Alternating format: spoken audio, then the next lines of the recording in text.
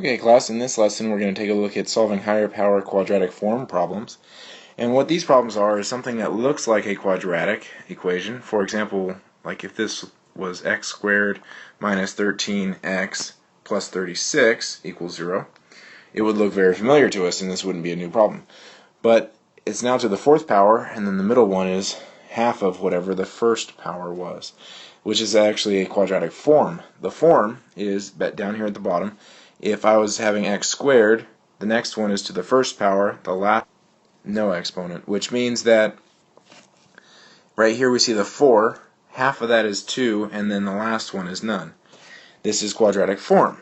If it's in the quadratic form, we can do one of two things. We can solve it by factoring or by some other method like what we were doing the last few lessons with quadratics.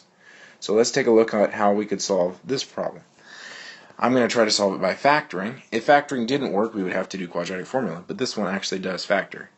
So what we do is magic x, same thing we were doing before, and we take the first number, the 1, and times it by the 36, and we get 36.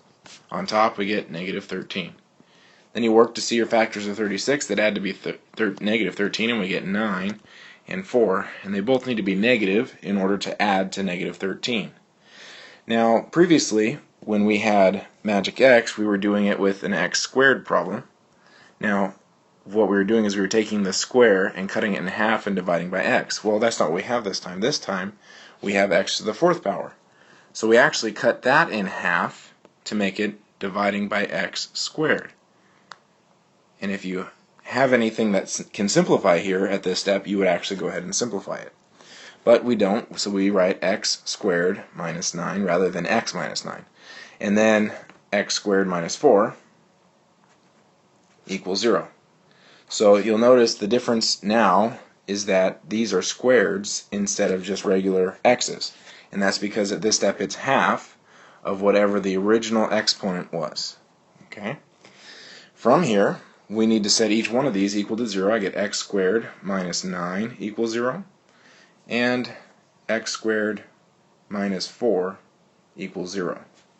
And what we do is solve both of these by square root method. In other words, I'm going to solve for the x squared. So it's going to be x squared equals 9. Then take the square root, and you actually end up with two answers here. X will equal the positive and the negative square root of 9, which is 3. Then we do the same thing with the x squared minus 4. We set that equal to 4, so x squared equals 4 by adding 4 to both sides. Then you square root both sides, and I get x equals plus or minus the square root of 4, which is 2. Okay? So there's actually 4 answers here. We get x equals 3, negative 3, 2, and negative 2. That's what these answers mean. You actually have a positive 3 and a negative 3, a positive 2 and a negative 2. So there's 4 answers now rather than 2 like what we were having with the quadratics. Sometimes we have these same form problems that aren't factorable. So since they're still in a quadratic form, we can use them or use a quadratic formula to actually solve them. Now the quadratic formula that we learned last lesson, or a few lessons ago, was that x equals negative b plus or minus the square root, b squared minus 4ac, all over 2a. Now this worked when x was squared, and so it was like ax squared plus bx minus c. Well, the difference is now we've got a fourth power, so now it's really the fourth power and then x squared minus c is the form we're working with. So what that means is with the quadratic formula, all we have to realize is that this x is now actually an x squared that it's equal to at the end. Okay?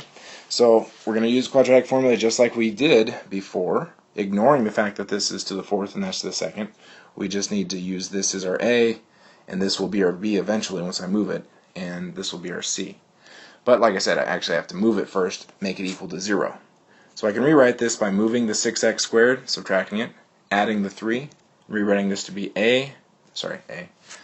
just x to the fourth minus 6x squared plus 3 equals 0. And then I need to take my numbers and plug them in the quadratic formula. So this is my b, and so I say negative 6 plus or minus the square root of b squared is 36 minus 4, my a is 1, times my c is 3. All divided by 2 times a is 1. So now it's a matter of just simplifying. This is going to be 6, and then we'll take our 36 and minus 12. And so I can rewrite this to be 6 plus or minus the square root of 24 all over 2, because the inside of this quadratic reduces to 24. Now I do actually want to simplify my 24 by doing the hockey stick method. Divided by 2, you get 12. Divide that by 2, you get 6. And then you get 2 and 3. Which means I can make one group of 2 and pull a 2 out and rewrite this to be 6 plus or minus 2 square root of 6 all over 2. And then that gives me a Cool Ranch Dorito problem. And I reduce those all by a power of 2. And I can rewrite this to be, I'm actually going to erase and make some space. And so it'll be 3 plus or minus root 6 over 1. But you don't need to put it over 1.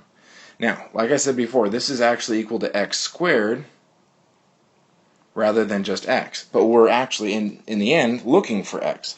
So to finally get my actual end answer, what I need to do with this result from the quadratic formula is actually square root it.